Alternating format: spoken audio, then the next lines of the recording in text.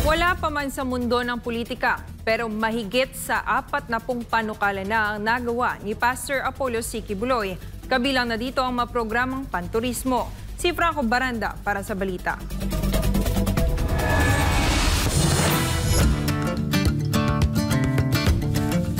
Kilala si Pastor Apollo C. Quiboloy sa kanyang husay pagdating sa pangangalaga ng kalikasan.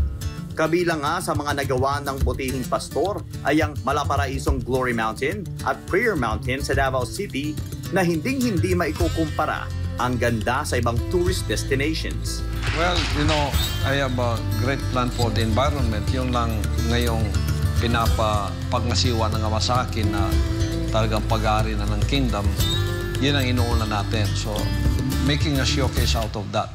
Pero ngayon, hindi lamang ang kanyang kongregasyon ang nais pagandahin at ayusin ni Pastor Apollo dahil sa pamamagitan ng mga iminungkahing pag-amyenda sa ilang umiiral na batas ay mas mapapaganda at mas magiging maunlad ang takbo ng turismo sa bansa.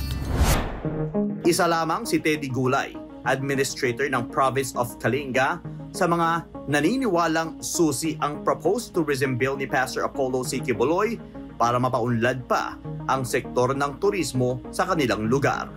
Nakapaloob sa proposed Tourism Safety and Security Enhancement Program ang pagdaragdag ng pondo ng pagsasanay ng mga lokal na kapulisan pagdating sa tourist safety protocols.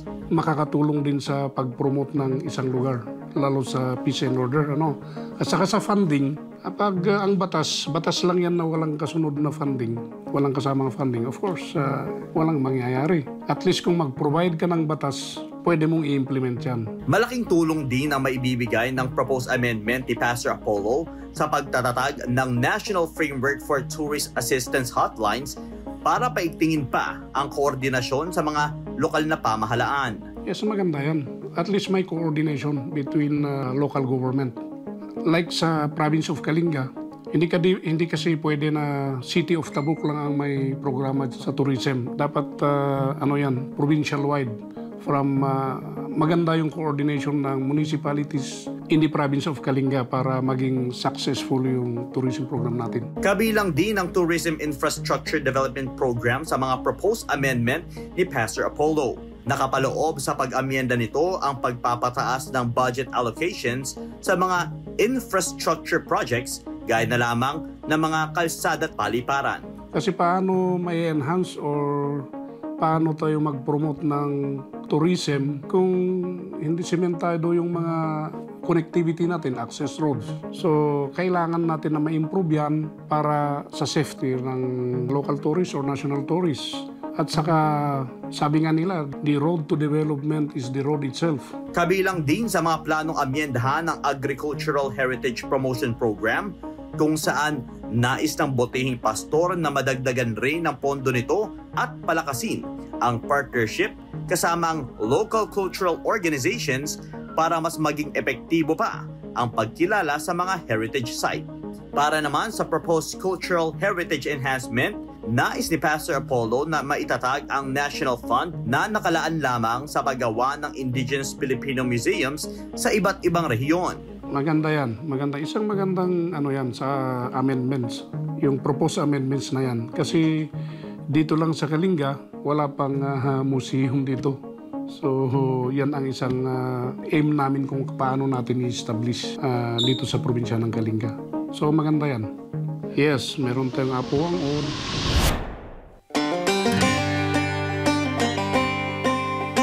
We're here at the Kalinga right now, going to Buscalan to meet the living legend, Apuang Od.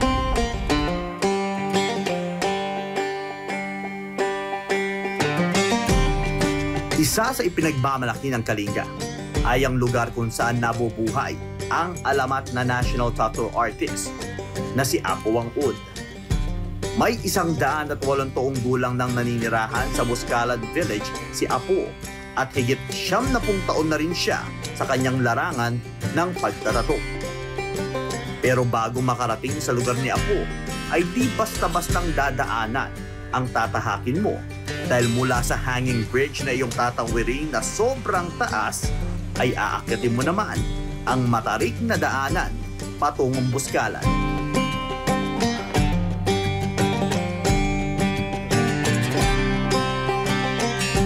Dito sa Barangay Buscalan ay naninirahan ang Butbut tribe, ang tribo ni Apo Wangod.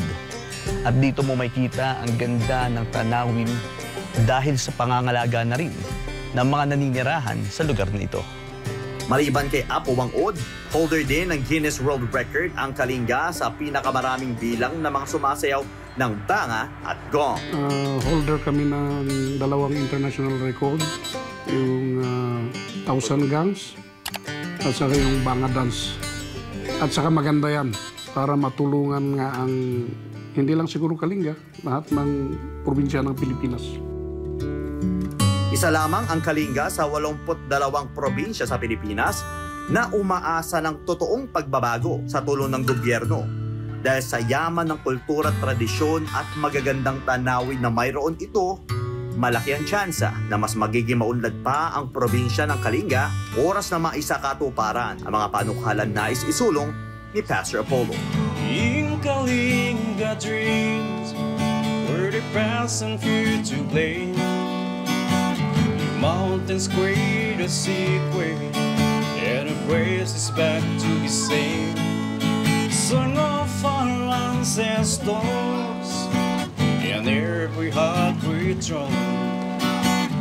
In Kalinga dreams, we find where we came from. Para sa Diyos at Pilipinas kumahal, Franco Baranda, SMNI News.